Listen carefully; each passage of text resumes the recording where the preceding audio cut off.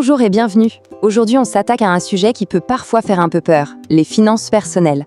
Mais pas de panique, on va voir ensemble qu'il y a une méthode toute simple pour y voir beaucoup plus clair. C'est vrai que pour pas mal de monde, rien que le mot budget, ça peut être une source de stress, non?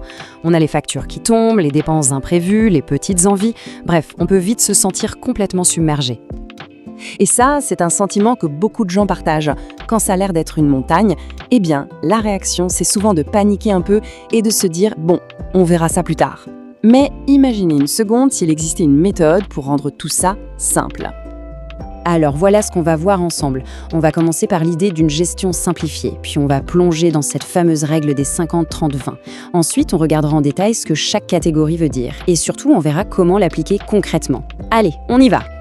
L'idée, au fond, elle est simple. Pas besoin d'être un expert comptable pour reprendre les rênes de ses finances.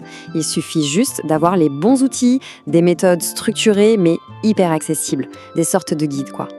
Et justement, parmi ces guides, il y en a un qui est super populaire et vraiment efficace, c'est la fameuse règle des 50-30-20. C'est la solution qu'on va décortiquer aujourd'hui.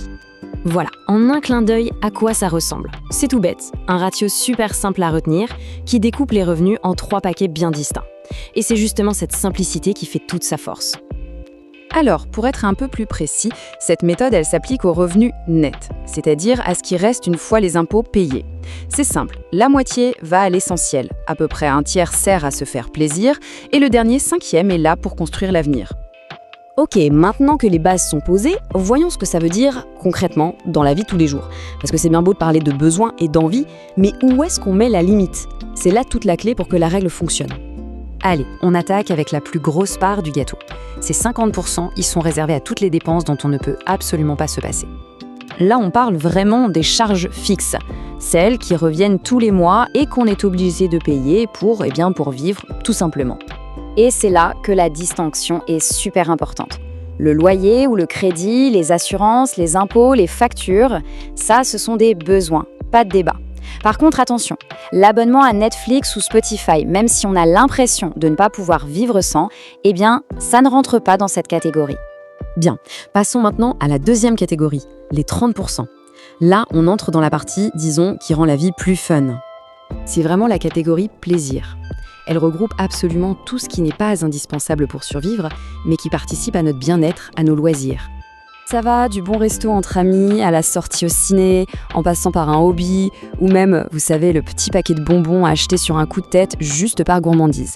En gros, c'est la marge de manœuvre, l'espace de liberté du budget. Et ça, c'est un point vraiment essentiel à comprendre. Le but de cette règle, ce n'est pas de se serrer la ceinture et de ne plus rien faire. Non, pas du tout. L'idée, c'est de trouver le bon équilibre pour profiter du moment présent tout en construisant sereinement l'avenir. Et on arrive à la dernière partie, peut-être la plus stratégique pour le futur, les 20% restants. Cette tranche, c'est vraiment le moteur de nos projets. On s'en sert soit pour rembourser ses dettes plus vite et respirer un peu, soit pour mettre de l'argent de côté et préparer des objectifs à plus long terme. Et regardez un peu la puissance de cette catégorie. Ces 20%, mois après mois, ils peuvent se transformer en apport pour acheter un appart, en investissement pour plus tard, ou tout simplement en ce fameux matelas de sécurité qui change la vie. Bon, les pourcentages, c'est une chose, mais pour que ça parle vraiment, rien de tel qu'un exemple concret avec des vrais chiffres. On va prendre un cas pratique, vous allez voir, ça va devenir limpide. Alors, imaginons un salaire net de 3 000 € par mois. Si on applique la règle, c'est hyper simple.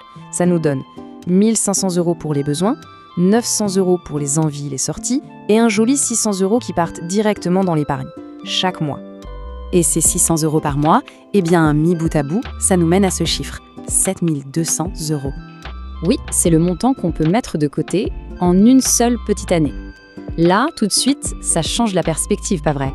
On se rend compte que de grands projets redeviennent soudainement possibles. Au final, ce qu'il faut vraiment retenir, c'est que cette règle des 50-30-20, c'est avant tout un outil d'équilibre. Elle permet de reprendre la main sur ses finances, de planifier l'avenir sans stress, tout en se gardant de la place pour profiter de la vie. En fait, ce n'est pas une contrainte, c'est une véritable libération. Alors il reste une question en suspens. Une fois qu'on a un plan clair, une méthode simple pour y arriver, eh bien les possibilités deviennent tout de suite immenses. La vraie question c'est, quel projet, quel rêve pourrait enfin devenir réalité ?